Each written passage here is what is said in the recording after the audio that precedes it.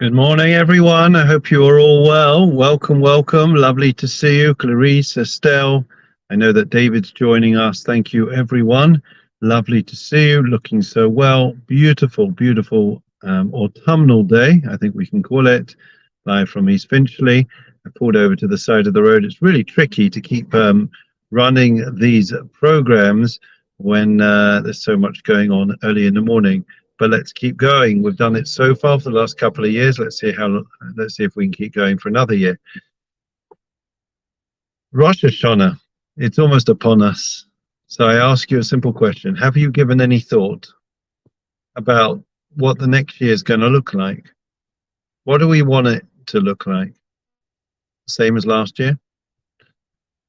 I was thinking that if we just continue the way things have been, then reality last year and this year are exactly the same.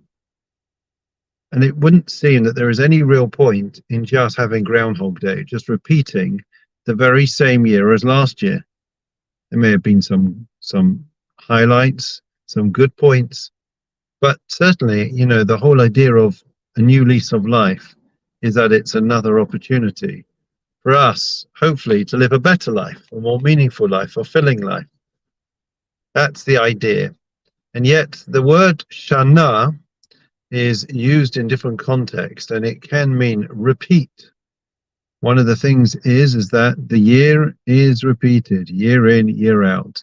And if we're not careful, then very much it is the same as the previous year.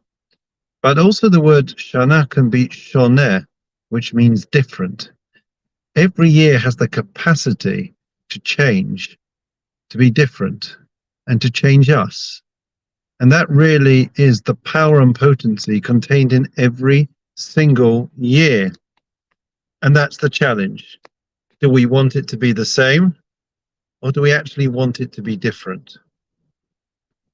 Do we have the courage to face new challenges, new opportunities, to take chances, to make ourselves vulnerable?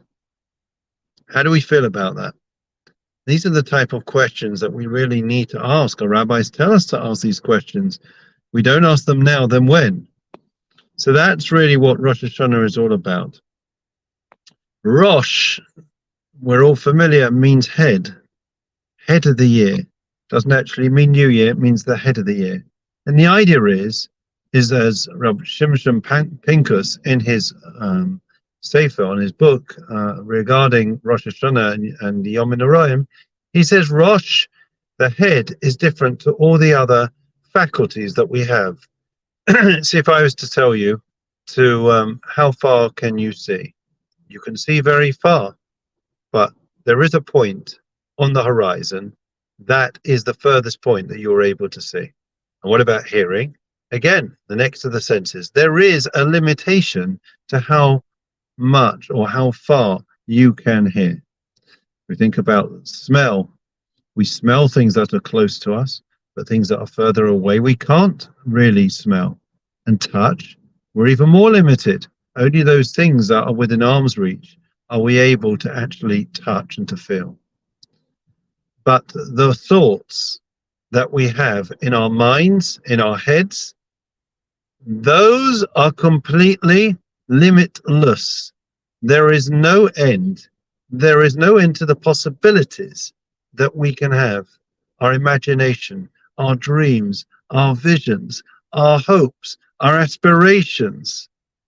Nothing can limit us except us.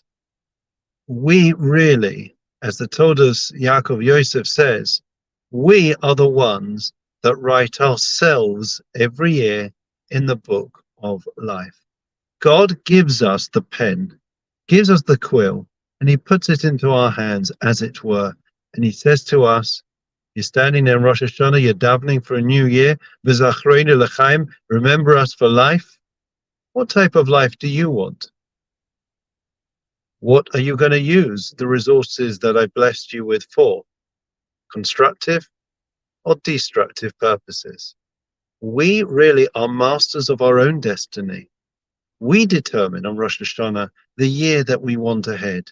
It's all about the Rosh. We don't actually start doing anything on Rosh Hashana. We don't demonstrate our New Year's resolutions, but what we hope for, what we aspire to, our mission, our goal, our tasks that we set ourselves, that is all what Rosh Hashanah is about. And therefore, we really have to think big. We have to be ambitious. And we have to try to the best of our abilities to utilize to the max the gifts, the God-given gifts and blessings that the Almighty has sent us out of his treasure house. I think I may have mentioned it before, but it's worth reiterating. The story that relates to the Tsar that was once he was expected to visit a certain place, and the soldiers were all prepared for the parade, and they practiced marching up and down for hours on end. Anyways, they get wind that the Tsar's been delayed. One of the soldiers, it being a hot day, he says to himself, listen, we're not doing anything now. I'm going to have a quick swim in the lake next to us, cool down, and then I'll come back. So anyways, so whilst he's swimming in the lake, all of a sudden, the Tsar appears, and they have to abruptly start marching, start the parade. And of course, the main drummer was meant to lead everyone. He wasn't there. He was swimming. He was completely ignorant of the fact that the Tsar had turned up. So someone else steps forward and takes his place, and he's leading them in the drumming, and everyone's marching up and down the way they should be, complete precision, pomp and pageantry like you've never seen. And all of a sudden, the head drummer that is swimming in the water, he hears the noise, and quickly he jumps out the water, puts on his clothes, and he looks rather disheveled, and he arrives still getting dressed in front of the Tsar. Apologizes profusely, and he says to the Tsar, I'm really sorry, I didn't realize you were here, but I'm back and I'm happy to lead the drumming and take back my position. The Tsar says that you relinquished your role, your task, your position, and I've noticed that the person that's taking it up, the head drummer reserve, seems to be doing a fine job, and therefore I don't see why I should reinstate you to your position. He seems just as good. This, I believe it was the Chofetz Chaim said, is precisely what we experience when it comes to the high holy days.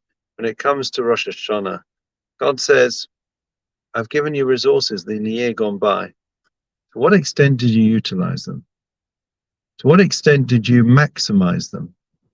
Because if I see that you're not utilizing the resources that I've invested in you to the best of your abilities, then maybe I should give it to somebody else who will make better use of them. So that is what Rosh Hashanah is all about, friends. My blessing to you is, firstly, I want to thank you for day in, day out, week in, week out. For several years now, we've been learning together. It's been an extraordinary experience for me in particular, and I'm sure for you. Not always easy to keep going and growing when there's so many distractions and we're pulled in so many directions, but by and large, we've done it, and that's a credit to all of you. So please God, we should all be inscribed in the merit of our learning in the book of life and success, good health, happiness, fulfillment, and maximizing our potential for the future year ahead. Amen. Have a great Yom Tov. Shana Tova.